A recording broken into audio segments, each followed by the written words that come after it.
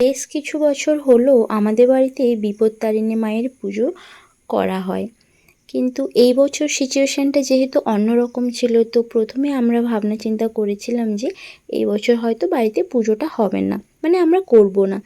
তো তারপরে মা বলল যে না, একটু ছোট্ট করে হলেও পুজোটা করতে, মানে মেনলি মায়েরই মনের ইচ্ছাটা যাতে পূরণ হয়, মানে মা যাতে একটু শান্তি পায়, সেই কারণেই মার কথা মতো পুজোটা আমরা করেছিলাম। তো সকাল সকাল আমরা রেডি হয়ে পুজো, মানে ঠাকুরমশাই চলে এসেছিলেন। তো এই বছর প্রথম মনে হয় আমাদের বাড়িতে এত তাড়াতাড়ি পুজো হলো, না হলে নর্মালি অন্যান্য বছর কি হয় 3:30 4টে বেজে যায়।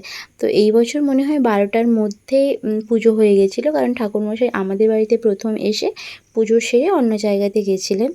তো মা সংকল্প করে নিচ্ছিল, প্রতি বছরই তেমনটাই হয়, মাই সংকল্প করে থাকেন।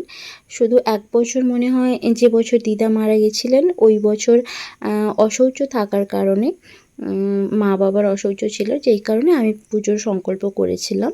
তো এইখানে হোমযজ্ঞ যেটা হয়ে থাকে সেটা হচ্ছিল। তো তারপরেই এই যে তাপ দেওয়ার ব্যাপারটা, এইটা পিসিমণি সবসময়, পিসিমণি আমাদের তাপ দিয়ে থাকেন সবসময়। তো এইখানে পিউ ছিল ক্যামেরার ওইদিকে, তো পিউকেও একটু তাপ দিয়ে নিচ্ছিল। তো এরপরেই যেটা আসল কাজ, মানে আমাদের যে ব্রত পালন যেটা মেয়েদের, সেই পুজোর শেষে ব্রত পালন হচ্ছিল।